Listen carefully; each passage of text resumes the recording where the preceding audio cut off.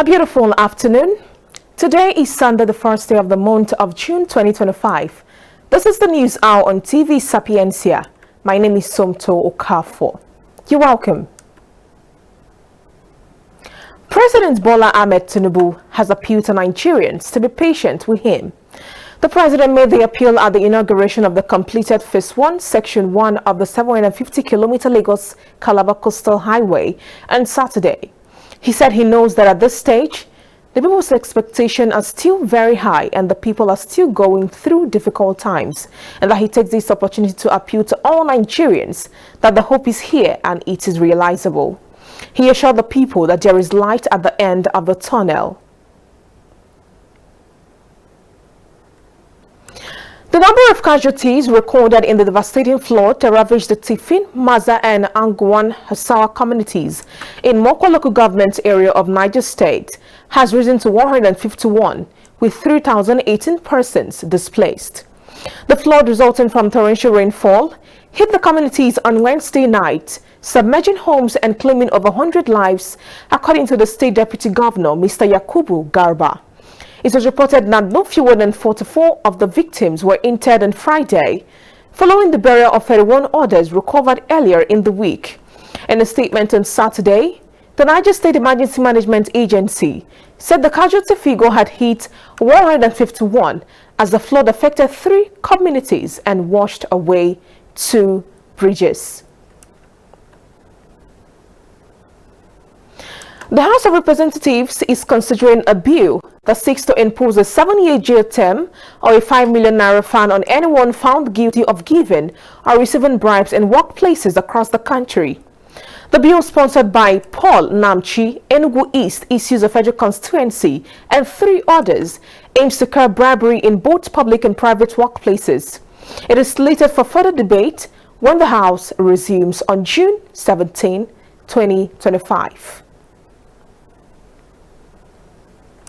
The governor of Kebbi State, Nasir Idris, has approved the release of 1.1 billion naira for the payment of gratuities and death benefits. His spokesman, Yahaya Saraki, has said the funds are for state and contract staff, local government workers and local government education authorities, employees who retired or passed away between September 16 and December 15, 2024. A total of 459 beneficiaries will receive payment under his approved intervention, reflecting the government's commitment to the welfare of retirees and the families of deceased workers in Kebbi State. This compassionate act underscores the governor's dedication to fulfilling his promises and ensuring that those who have served the state are adequately catered for. Following the outbreak of diphtheria, which has reportedly killed 6 school children, the Imo State government has ordered the immediate shutdown of all schools in Mbutu communities of Abo Mbise local government area of the state till further notice. Earlier, the executive chairman of Abo Mbise local government area, Mr. Hiyukumere Henry Alaribe, in a statement through his chief press secretary, Mr. D.K. Godspower, said that the outbreak of the disease within 7 days claimed the lives of 6 children whose ages range from 1 to 6 years. As a precautionary measure, he ordered the temporary closure of all nursery, primary and secondary schools in Mbutu for 7 days. He said that the measure is aimed at preventing the spread of the disease and ensuring the safety of the children. Alaribe further stated that the World Health Organization (WHO) and the Department of Disease Prevention and Control in the Imo State Ministry of Health, along with health staff and Abo Mbise, are actively working to investigate and stop the spread of this disease. He directed parents who have not yet vaccinated their children to do so without delay, adding that vaccinations are essential for preventing the spread of diseases and protecting children's health. The Katsina State government has lamented the late-night conduct of the English language examination recently administered by the West African Examinations Council, WAEC. According to the government, the exam commenced several hours behind the scheduled time nationwide on Wednesday. Frowning on the development, The Commissioner for Basic and Secondary Education in the state, Zainab Musa Musawa, said students had to write the examination at night without light until torchlights, handset light and security lights were provided.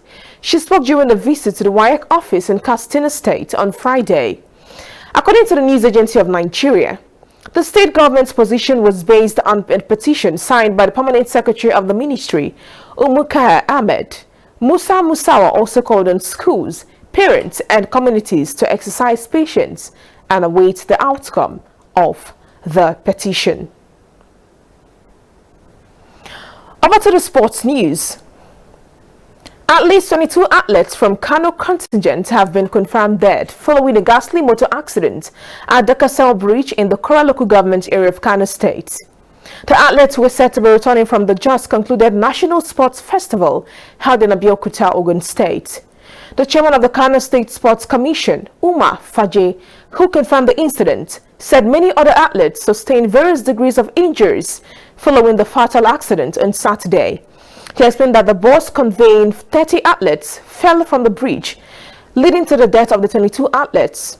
Similarly, Ado Salisu, a former vice president of SWAN, said victims were still being conveyed to Kora General Hospital.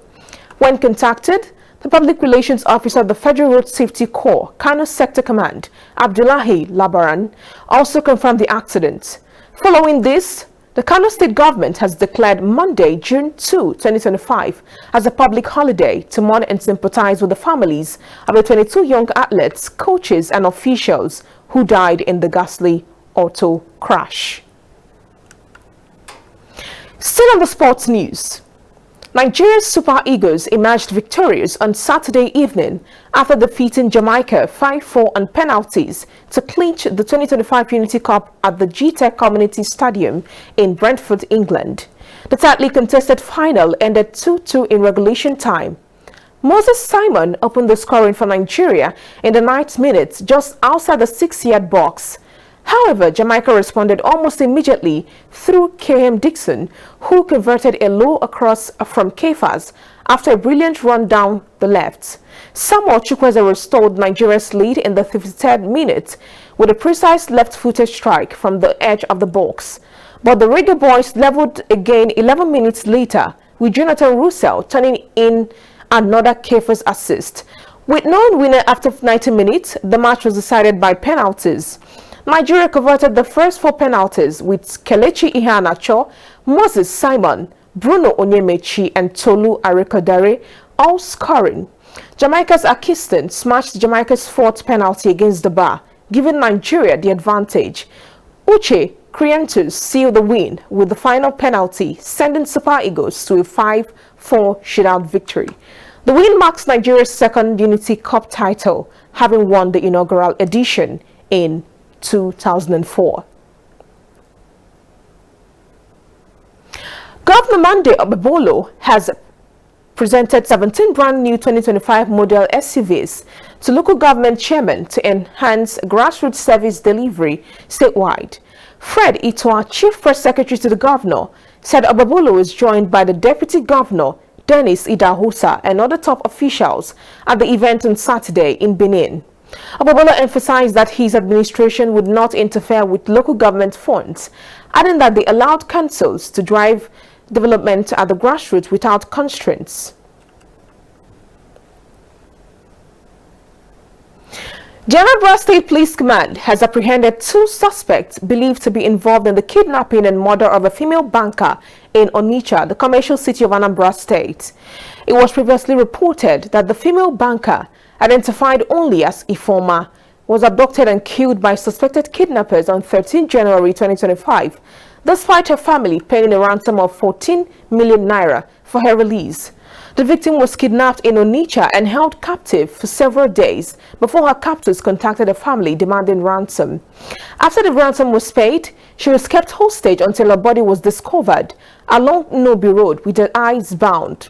In a statement released on Sunday, the spokesman for the Anambra State Police Command, Tochukwu Ikenga, said security operatives following terror investigations tracked 2 suspects in presence of Monday Ebe, aged 32, and Kenneth Noga, aged 28. to their hideout in a neighboring state. Ikenga added that the suspects, arrested on 28 May 2025, are currently undergoing interrogation to provide further insight into the gang's modus operandi and to aid in the arrest of other members. And lastly, on the foreign news, 7 people were killed and dozens injured after bridges in 2 separate Russian regions bordering Ukraine collapsed overnight, officials said on Sunday, with rail authorities blaming at least one incident on illegal interference. In Russia's Bryansk region bordering Ukraine, a road bridge collapsed onto a railway line on Saturday, derailing a passenger train leading to Moscow and killing 7 people. A separate rail bridge in the neighboring Kiev region also collapsed overnight, derailing a freight train and injuring the driver, officials said. Authorities do not say what caused the collapses nor provide details on the incident, but prosecutors said they had opened an investigation into the matter. Alright, esteemed viewers, that was the news hour on TV Sapientia. On behalf of the editorial and technical crew, my name is Somto Okafo. Good afternoon once again, and thank you for choosing TV Sapientia. Have a wonderful Sunday.